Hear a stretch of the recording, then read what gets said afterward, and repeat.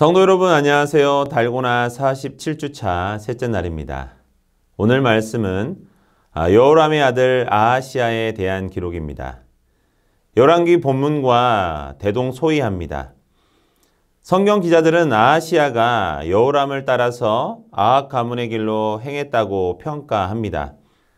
아하시야에 대한 기록은 북왕국왕 요람과 얽혀서 결국 요람과 함께 비참한 최후를 마친 것에 초점이 있습니다. 아하시야는 여호람이 죽은 뒤에 단 하나 남아 있던 막내 아들입니다.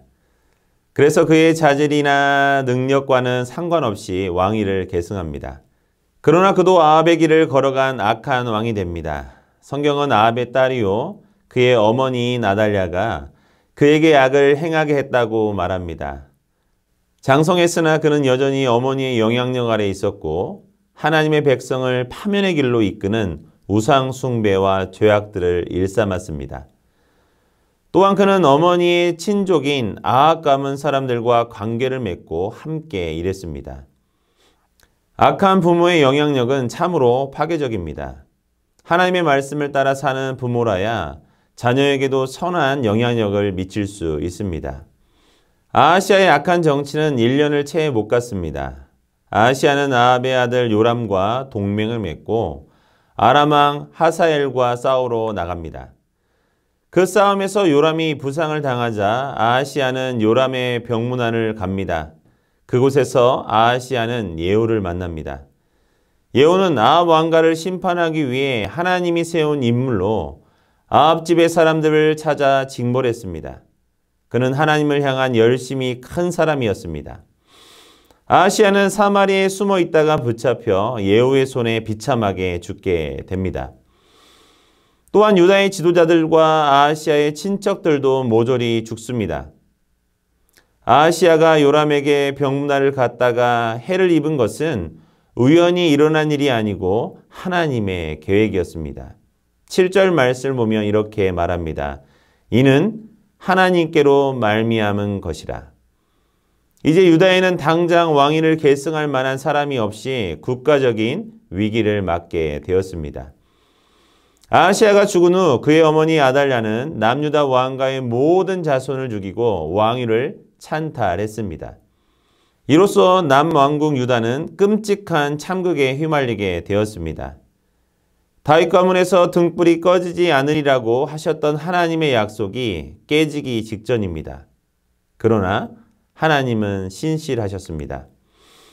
이 피해 숙청 속에서도 죽은 아하시야의 누이였던 여호사브랏이 아하시야의 1살짜리 아들 요아스를 몰래 빼돌린 것입니다.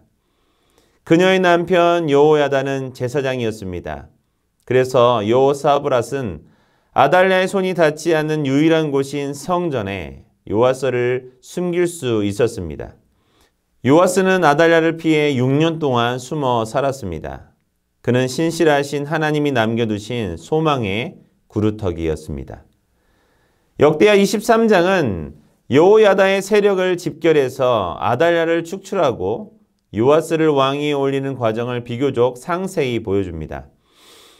열왕기는 여호야다가 일으킨 혁명에서 군인들이 주도적인 역할을 하는 것으로 기록하지만 역대기는 군인들보다 제사장들과 레위인들이 더 주도적인 역할을 하는 것으로 기록해 여호야다의 혁명이 정치적 측면뿐만 아니라 종교적 측면에서 이루어진 개혁임을 보여줍니다.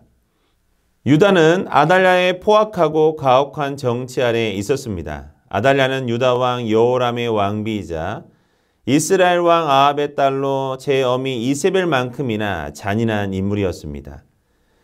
대제사장 여호야다는 하나님의 언약, 곧 다윗의 자손에 대한 언약을 굳게 믿고 있었습니다. 그래서 아달랴가 왕자들을 다 죽일 때 유일하게 생존한 요아스가 왕위에 올라야 한다고 믿었습니다. 그는 때를 기다릴 줄 알았습니다. 아달랴가 정권을 잡은 지 7년이 지나서야 뜻을 펼치기 시작했습니다. 그의 열정만 앞세우지 않았습니다. 그에게는 때를 기다리며 준비하는 지혜가 있었습니다. 하나님이 신실하심으로 언약 백성 역시 신실해야 합니다. 반드시 성취될 하나님의 약속을 믿고 끊임없이 준비하며 인내할 수 있어야 합니다. 여호야다는 주도 면밀하게 혁명을 지휘했습니다. 믿을 수 있는 핵심 인물을 선정해 그들로 하여금 유다를 두루다니며 족장들에게 혁명의 당위성을 설명하게 했습니다. 또 직접 무장 세력을 지휘해 요아스 왕자를 호위할 군사도 준비했습니다. 마침내 혁명의 핵심 세력은 백성의 호응을 얻어 민첩하게 혁명을 시도하기까지 7년이나 걸린 것으로 보아 이 모든 일에는 목숨을 건 용기가 필요했던 것입니다. 목숨을 건 여호야다의 행동으로 인해 유다 왕국은 회복되었습니다. 아달랴가 죽자 여호야다는 백성과 왕 사이에 언약을 세워 여호와의 백성이 되게 했습니다. 이제 영적 개혁으로 나아간 것입니다.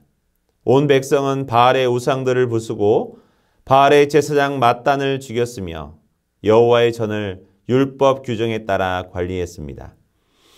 모든 사람이 즐거워했고 온 성은 평온했습니다. 하나님의 약속을 믿는 자는 신실하신 하나님 앞에서 신실한 믿음을 보여야 합니다. 많은 일을 성취했을지라도 영적 개혁이 뒤따르지 않으면 모든 의미 없는 일에 그칠 것입니다. 그런 일들은 급속히 쇠락하고 말 것입니다. 밖의 일에 최선을 다하듯 내면에 변화시키는 일에도 최선을 다해야 합니다. 하나님은 앞에서 온전한 믿음의 사람으로 변화되고자 결단할 때 비로소 참된 희락과 온전함이 넘치게 되는 것입니다. 사랑하는 성도 여러분, 하나님의 사람은 하나님의 약속을 믿고 눈에 보이지 않는 성령의 역사를 의지해 살아가는 자들입니다. 오늘 하루도 하나님의 약속을 믿고 살아가시기를 소망합니다. 수고하셨습니다.